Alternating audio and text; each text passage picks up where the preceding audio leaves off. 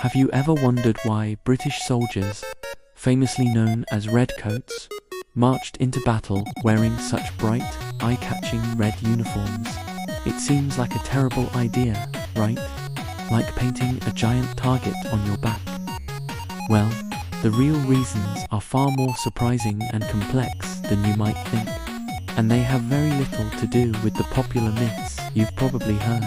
Let's debunk the biggest myth first. The idea that red was chosen to hide bloodstains and prevent soldiers from panicking at the sight of injuries.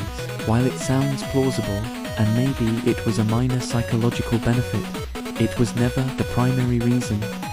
If hiding blood was the goal, a much darker color, like a deep navy or black, would have been far more effective. The truth is, bright red dye doesn't hide fresh blood very well at all. It often just looks like a darker, wet patch. So, if it wasn't about the blood, what was it? The story of the Redcoat begins in the 17th century with Oliver Cromwell's New Model Army, one of the first professional standing armies in England. Before this, armies were often a hodgepodge of militias and mercenaries wearing whatever they could find. The New Model Army needed standardization and discipline. They needed to look like a unified force. So, in 1645, they were issued with red coats. Now, why red specifically? The answer boils down to economics and tradition. The most common and cheapest dye available in England at the time came from the cochineal insect, which produced a brilliant red hue, while other colors were available. Dyeing thousands of uniforms in a consistent shade of blue or green was significantly more expensive. Red was practical, affordable, and readily available in large quantities. It was the budget-friendly choice for outfitting a massive army. There was also a strong element of national identity and tradition involved. England's royal livery, the colours of its flag, the Cross of St. George, were red and white. By clothing their soldiers in red, they were visually stamping them as servants of the crown and the English state. It was a powerful symbol of national pride and allegiance that had been used for centuries. So, from the very beginning, the red coat was as much about national branding as it was about military practicalities. As the British Empire expanded, the red coat became an iconic symbol of its power across the globe. From the fields of Europe to the plains of North America and the deserts of Africa, the sight of disciplined lines of red-clad soldiers was meant to be intimidating. It projected an image of unwavering discipline, confidence, and imperial might. Marching in tight formations, shoulder to shoulder, the mass of red created a visually overwhelming and psychologically imposing spectacle for their enemies. But what about camouflage? Didn't standing out make them easy targets? In the era of musket warfare, the answer is surprisingly, not really.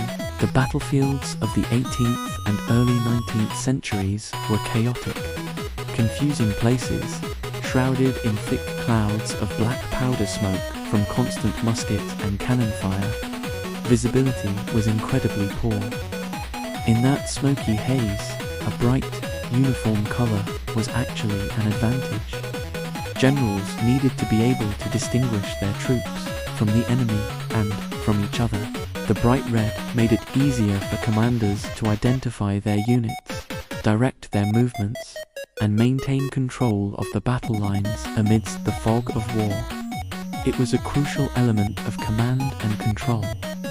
Soldiers could also rally around their brightly colored regimental flags and easily spot their own comrades, which helped maintain unit cohesion and morale in the heat of battle.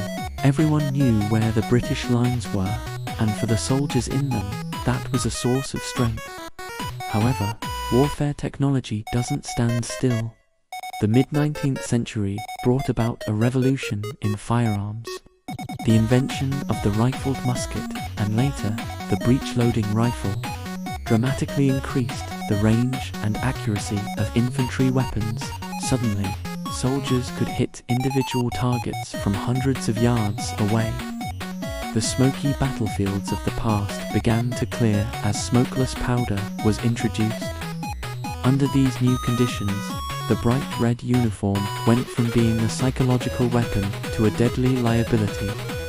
The First Boer War in the 1880s was a brutal wake-up call. British Redcoats, fighting against Boer commandos, who were expert marksmen and used the terrain for cover, were picked off with devastating ease. The Redcoats made them perfect, high-visibility targets against the drab South African landscape. The British Army had to adapt or face annihilation. They began experimenting with less conspicuous colours. Khaki, a dusty, earth-toned colour, first used by British troops in India, proved to be far more effective for concealment. By the turn of the 20th century, the iconic red coat was retired from general combat service, replaced by the practical and life-saving khaki uniform. The era of the red coat on the battlefield was over.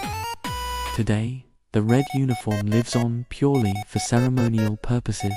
You can see it worn by the King's Guard at Buckingham Palace and 4 other state occasions. It's a powerful link to a long and storied military history, a symbol not of battlefield tactics, but of tradition, pageantry, and the legacy of the British Empire. So, the next time you see a picture of a red coat, remember the real story. It wasn't about hiding blood. It was a complex mix of economics, national branding, battlefield command and control, and sheer intimidation. It was a uniform perfectly suited for its time, but one that was ultimately made obsolete by the very evolution of warfare.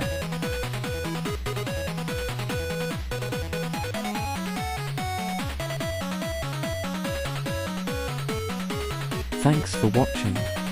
If you found this dive into history interesting, don't forget to hit that like button and subscribe for more surprising stories from the past. See you in the next video.